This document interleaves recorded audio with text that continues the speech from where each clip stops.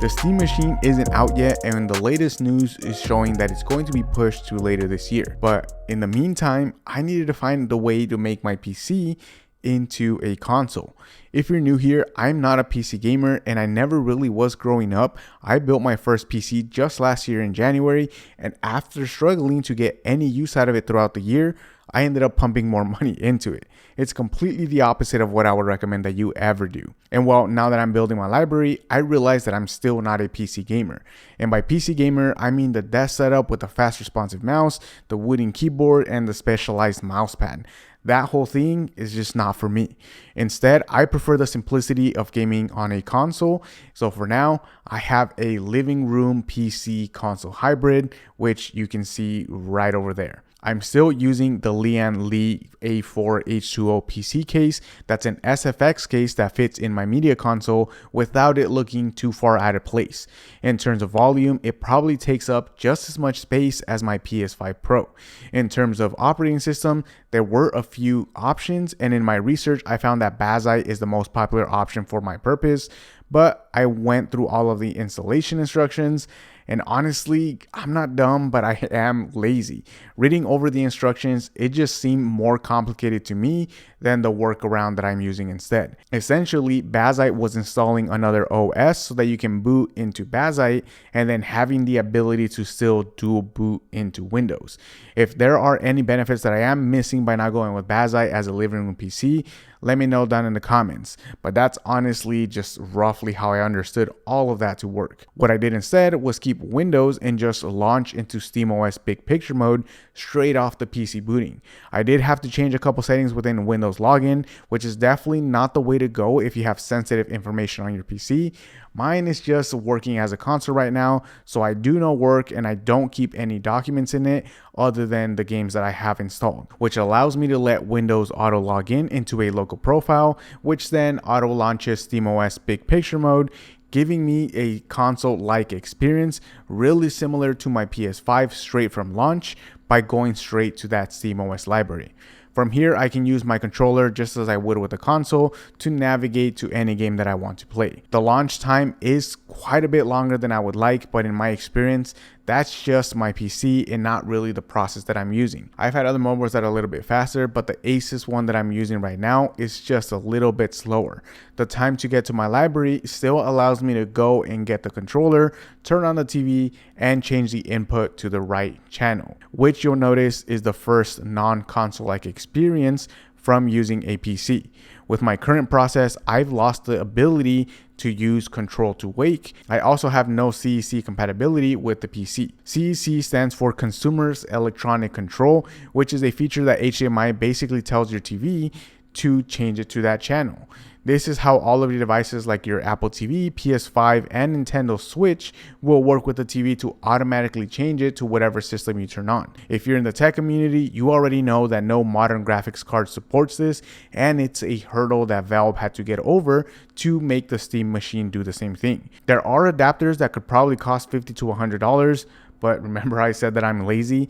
I'm more lazy to buy and figure out an adapter than I am to just reach for the TV remote and change the channel. Besides, watching one of Linus's latest videos, it seems that adapters with the CEC protocol are TV specific and could take more time to figure out how to make it work than really I want to assign for it. Another non-console like experience that actually always kept me away from a PC is that your library does have to be digital. There's no physical games, and an SFX case definitely wouldn't even fit a disk drive, so you can't even watch movies with your PC. Whereas something like a Switch, you can use those physical cartridges, and PS5 and Xbox do allow for discs and Blu-ray movies to play directly from the console. But in exchange for an all digital library, you also gain not having to pay subscription to play online.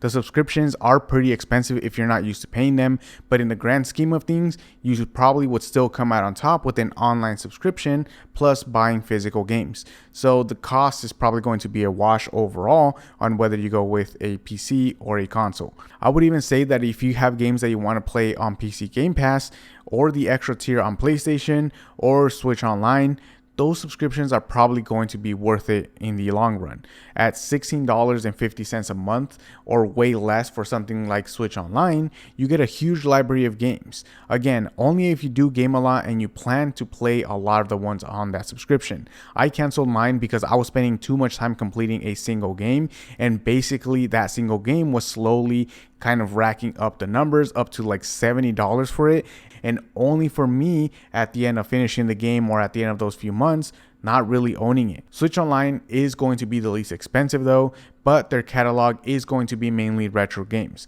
And I already have a backlog of a lot of recent and new modern games to complete before I even go back to the retro route. With the recent news that the Steam Machine is also coming out later this year, it really had me thinking whether that would be a better solution than building a PC for the living room myself.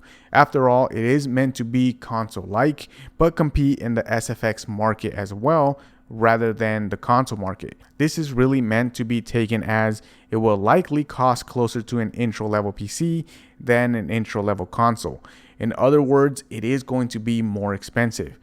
This news hasn't gotten any better with the RAM shortages already causing problems for like the Steam Deck being out of stock and the timeline for the Steam Machine already being pushed to later this year. So at this current time, the better option probably would even be to go with a pre-built PC instead, or also even looking at the used market. Even the build that I am using myself is made up of new, open box, and used items. All three of those are going to be the most cost effective. If I were to buy everything new now, the price would be almost double what I paid for it. At $2,200 for a living room PC, you can definitely see why a PS5 Pro is the way better option. It honestly even makes a $1,200 handheld look like a better option. And for those $1,200, you can use it to buy a Legion Go 2 and you have a handheld device, you have a living room PC, and you have a desktop PC. This makes pricing for the Steam Machine a little bit tricky. Is it going to be under $700, under $1,000, under $1,500? What is that price that makes you go, yeah, no thanks, I'm going to skip that one? I'm sure there will be people who will figure out how to dual boot Windows or install some other mods to it. I mean, it's the perfect size for an external Blu-ray player to be an all-in-one console. But realistically, depending on the price, it could just be a quick no-go. If you're wanting something now, I would split most people into two camps. One of them being that you want the best performance, most frames, and all the pixels that you can get. If that's you, going with a pre-built PC is going to be your best option. But it is going to cost you. While looking through some options, it seems that $1,000 to $1,500 is probably the range where you can get good performance with 32 gigabytes of RAM and a good PC. If you're looking to do 4K gaming like on a TV, going with a better GPU is always going to be the better option than going with a better CPU. The other camp is those that are just looking to enjoy the game story and don't really need all the pixels. Upscaling will definitely be your friend here, and if you were already looking at the Steam Machine as a PC alternative, you're probably going to be in this camp. For you, the alternatives that you can buy right now would probably be a handheld console. Gaming laptops can be a good secondary option, but when it comes to gaming only, handhelds are definitely the way to go.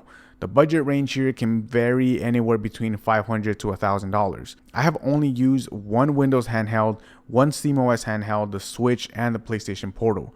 These are mutually exclusive to one another in terms of being direct competitors. The easy ones are the ones that are marketed as actual consoles due to all the exclusives to that console system. Do you plan on playing any Mario, Zelda, or Donkey Kong? Then the Switch is your only true option. Do you plan on playing things like Astrobot, or do you plan on playing the new GTA 6, Ghost of Yotei, or Wolverine? Then going with a Portal and PS5 as a combo is going to be your only option.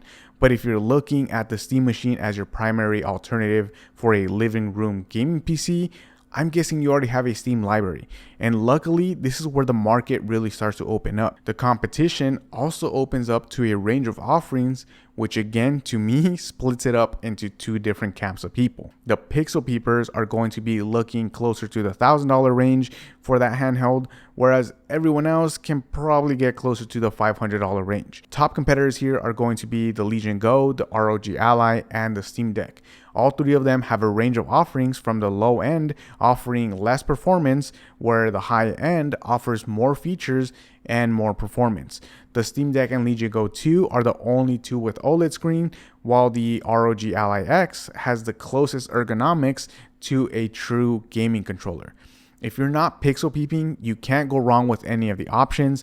All of them are compatible with being docked, so you can use them as your living room console and then take them on the go. The Legion Go S I have has a Z1 Extreme chip, and I can see the difference in quality when compared to my PC, but not enough to really discourage me from playing it in dock mode.